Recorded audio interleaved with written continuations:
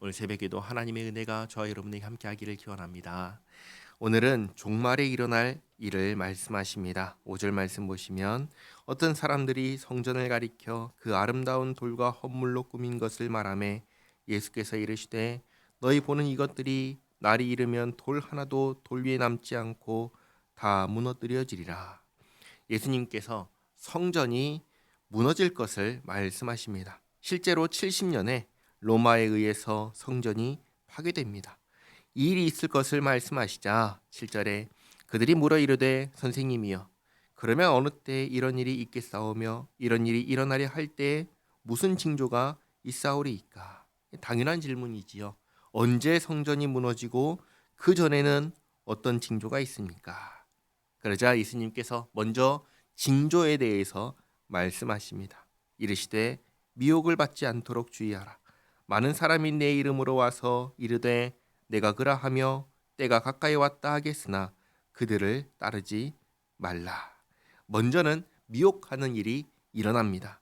자칭 예수라는 사람들이 나타날 것이고 종말의 때가 가까이 왔다고 할 거라고 하십니다.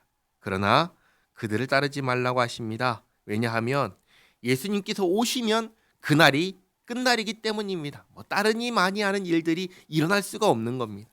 그리고 그때가 언제인지는 하나님만 아시기 때문입니다. 9절에 난리와 소요의 소문을 들을 때 두려워하지 말라.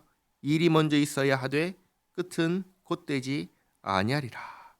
난리와 소요의 소문이 들려도 종말이 금방 오지 않는다 하십니다. 10절에 또 이르시되 민족이 민족을 나라가 나라를 대적하여 일어나겠고, 이 전쟁이지요. 곳곳에 큰 지진과 기근과 전염병이 있겠고 또 무서운 일과 하늘로부터 큰 징조들이 있으리라.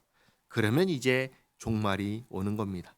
그런데 12절 이 모든 일 전에 내 이름으로 말미암아 너희에게 손을 대어 박해하며 회당과 옥에 넘겨주어 임금들과 집권자들 앞에 끌어가려니와 이 일이 도리어 너희에게 증거가 되리라. 어떤 증거냐면 예수님 말씀하신 대로 되었다는 증거입니다.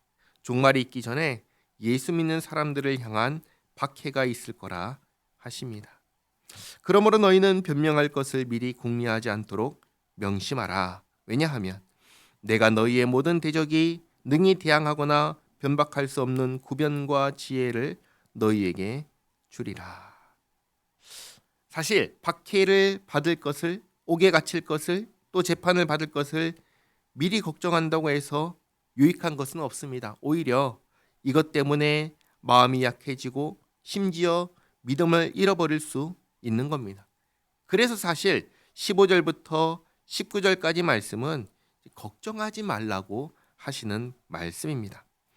왜 걱정하지 않아도 되냐면 하나님께서 나와 함께 하시며 구변과 지혜를 주실 것이기 때문입니다. 그러니 미리 걱정하지 말아라. 16절 심지어 부모와 형제와 친척과 벗이 너희를 넘겨주어 너희 중에 몇을 죽이게 하겠고.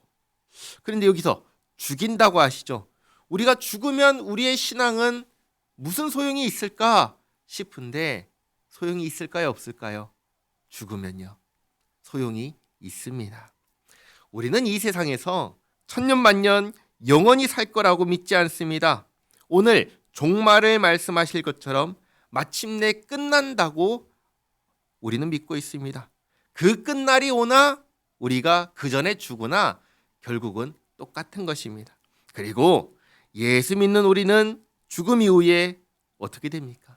낙원에 가지요. 천국에 갑니다. 그러니 우리는 지금 죽어도 안심할 수 있는 겁니다. 우리의 신앙은 죽으면 소용이 없는 그런 죽은 신앙이 아니라 죽어도 소용이 있는, 우리에게 영생의 복락을 가져다주는 소망이 있는, 살아있는 신앙인 것입니다.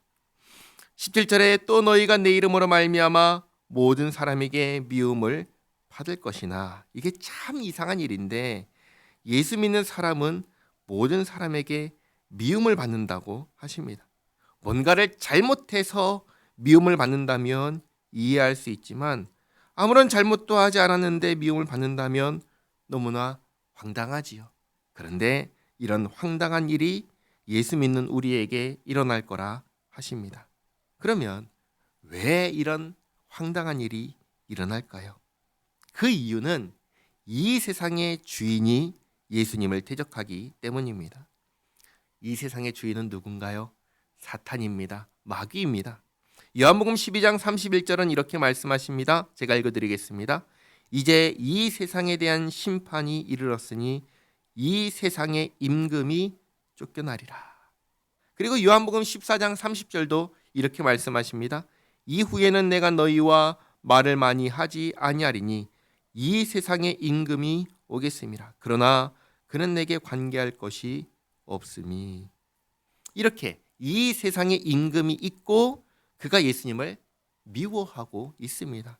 예수 믿는 사람들은 당연히 미워하는 겁니다. 그래서 이런 황당한 일이 일어나는 겁니다. 그러나 18절 너희 머리털 하나도 상하지 아니하리라. 근데 앞에서는 죽는 사람도 있다고 했잖아요. 그런데 머리털 하나도 상하지 않는다 하시면 이거 앞뒤가 맞지 않는 거 아닌가요? 이렇게 생각할 수 있습니다. 그런데 이 말씀은 우리의 육체를 두고 하신 말씀이 아닙니다. 우리의 영혼을 두고 하신 말씀입니다. 마태복음 10장을 보면 이런 말씀이 있습니다. 몸은 죽여도 영혼은 능히 죽이지 못하는 자들을 두려워하지 말고 오직 몸과 영혼을 능히 지옥에 멸하실 수 있는 이를 두려워하라. 그러니 우리의 육체가 상하지 않게 하신다가 아니라 우리의 영혼을 주님께서 지켜주신다는 것입니다. 그래서 19절에 너희의 인내로 너희 영혼을 얻으리라. 아멘. 이 말씀도 우리가 잘 참으면 구원받는다고 하신 말씀이 아닙니다. 하나님께서 함께 하시고 우리의 영혼을 붙들고 계시니 이것을 믿고 안심하고 환난과 박해와 고난을 견디라고 주신 말씀입니다. 종말의 말씀을 보면 예수 믿는 우리에게 좋은 게 있나요? 좋은 게 없습니다. 그러나 또 한편으로 보면은 우리에게만 좋은 것이 없는 게 아니라 이 세상 모든 사람들에게 좋은 것이 없습니다. 그리고 또 한번 생각해 보시면 모든 사람에게 좋은 것은 없지만 예수 믿는 우리에게 정말 다행인 것은 하나님께서 그때에도 우리와 함께 하신다는 사실입니다. 모든 사람들이 다 환난과 박해와 고난을 겪지만 하나님께서 함께 하시고 지켜주시는 사람은 우리 예수 믿는 사람뿐입니다. 이 사실을 기억하며 감사하고 안심하고 나에게 주어진 오늘을 주님 앞에서 믿음으로 살아가는 우리 모두가 되기를 바랍니다. 기도하겠습니다. 하나님 감사합니다. 종말의 말씀을 보며 온 세상에 환난과 난리가 나면 모든 사람들이 고통과 괴로움을 받을 수밖에 없다는 생각이 듭니다. 그러나 그때에 예수 믿는 저희와 주님께서 함께 하시고 지켜주신다는 말씀에 위로와 안심을 받습니다. 오늘 말씀하신 것처럼 어려운 상황에 처할 때 지혜를 주시고 견딜 수 있는 인내를 주시옵소서. 오해받고 손해보고 미움받을 때 주님 말씀 붙들고 믿음으로 살게 하옵소서. 예수님의 이름으로 기도하옵나이다. 아멘.